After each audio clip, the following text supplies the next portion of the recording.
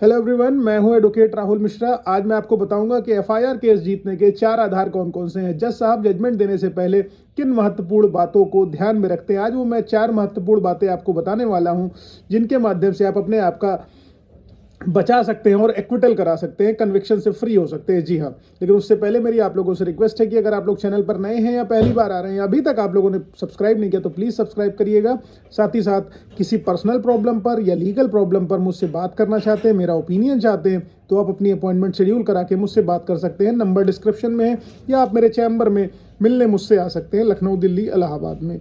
ज़्यादातर मैं लखनऊ और इलाहाबाद आपको मुलाकात के लिए उपलब्ध रहूँगा।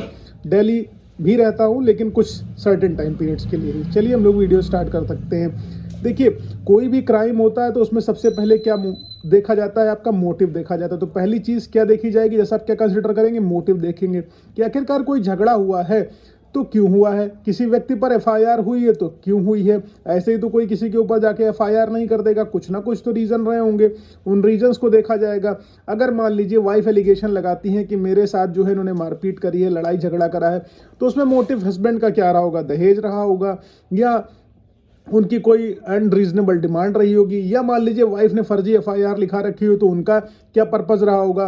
वो जो है हस्बैंड से वसूली करना चाहती होंगी, एक्सटॉर्शन करना चाहती होंगी, हैवी एलिमनी लेना चाहती होंगी, या ब्लैकमेल करके पैसे उठाना चाहती होंगी, या गांव में आपकी किसी से लड़ाई हो गई है तो उसमें मोटिव क्या रहा होगा। उसमें मोटिव ये रहा होगा, हो सकता है चुनावी रंजिश हो, या आपकी ज़मीन का विवाद हो, या कोई पॉलिटिकल वेंडेटा हो जिसके तहत आपके ऊपर एफआईआर दर्ज हो गई हो।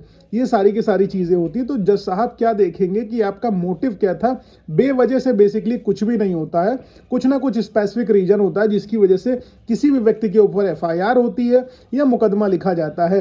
तो सबसे इम्पोर्टेंट, अगर आपको केस जीतना है तो आपको मोटिव प्रूफ करना होगा कि अगले बंदे ने मलेशियस मोटिव के तहत, फर्जी मोटिव के तहत, फेक मोटिव के तहत उनके ऊपर मुकदमे दर्ज कराए हैं। तो जब आप यहाँ पर उसका मोटिव, बैड इंटेंशन आप प्रूफ कर ले जाओगे तो आपके अगेंस्ट जो है कार्रवाई होने से आप बच जाएंगे। दूसरी चीज़ क्या होगी, नॉलेज ऑफ फैक्ट्स की। अब जैसे मान लीजिए कोई चोरी हुई है, कहीं पर किसी व्यक्ति ने चोरी करी हुई है और उसने सामान लेके आपके घर में रख दिया, और आपने गुड फेथ में वो प्रोडक्ट अपने पास रख लिया कि ये कंसिडर करते हुए कि ये सामान उसका है।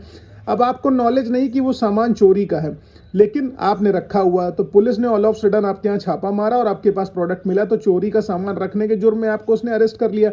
लेकिन अगर आप यहाँ पर ये साबित कर ले गए कि आपको नॉलेज ही नहीं थी कि ऐसा कोई अपराध करके कोई व्यक्ति आपके पास आया है या कोई ऐसा अपराध हुआ है, तो आप अपने आप को बचा पाएंगे। मतलब आपने, जैसे चोरी वाला बात हुआ, आपने गुड फेथ में रख लिया, आपको पता था कि ये सामान उसका है, लेकिन उस व्यक्ति ने आपको नहीं बताया कि ये चोरी का सामान होता। अगर आपको नॉलेज होती और आप जानते हुए चोरी का सामान रखते, तब आप अपराधी होते। लेकिन जब आपको पता ही नहीं था, कुछ उसके बारे में नॉलेज ही नहीं थी, कोई इंटेंशन ही नहीं था, तब आप जो है अपने आप को सेफ गार्ड कर पाएंगे, बचा पाएंगे आप। तीसरी स्टेज देखिए इसकी आती है, एविडेंस की बात आती है।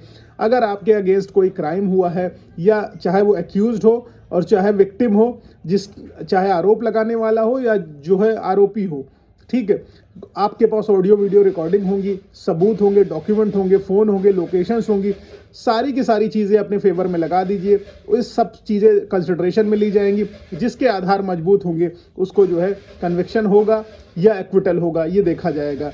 ये दोनों पक्षों के लिए इंपॉर्टेंट होता है। एविडेंस अपने अपने फेवर में कलेक्ट करने की स्टेज जो होती है, दोनों ही पार्टीज़ के लिए बहुत ज़्यादा इंपॉर्टेंट हो जाती है। अब सबसे लास्ट स्टेज इसकी आती है इन्वेस्टिगेशन की। अब पुलिस द्वारा इन्वेस्टिगेशन प्रॉपरली करी गई है कि नहीं करी गई। अगर मान लीजिए पुलिस ने आपके मैटर को लेकर प्रॉपरली इन्वेस्टिगेशन नहीं करी, जैसे पुलिस ने कहा कि धारदार हथियार से मारा गया है, लेकिन शरीर पर चोटों के निशान नहीं है, ठीक है, और हथियार मिले नहीं है, मतलब पुलिस ने यहाँ पर प्रॉपर इन्वेस्टिगेशन नहीं करी हुई है। जैसे कोई मेरा मैटर होता है, मैं देखता हूँ, उस एफआईआर को पढ़ता हूँ और रिपोर्ट देखता हूँ, केस डायरी देखता हूँ, फिर देखता हूँ कि पुलिस अगर प्रॉपर इन्वेस्टिगेशन नहीं कर रही है तो इसी मैटर पर केस निकाल ले जाता हूँ। तो यहाँ पर सबसे इंपॉर्टेंट ये होता है कि आरोपी को लाभ, सबसे ज़्यादा बेनिफिट ऑफ डाउट इसी में मिलता है कि अगर पुलिस ने प्रॉपर इन्वेस्टिगेशन किसी भी मैटर की नहीं करी हुई है तो जज साहब उसका एक्विटल कर देंगे, ठीक है।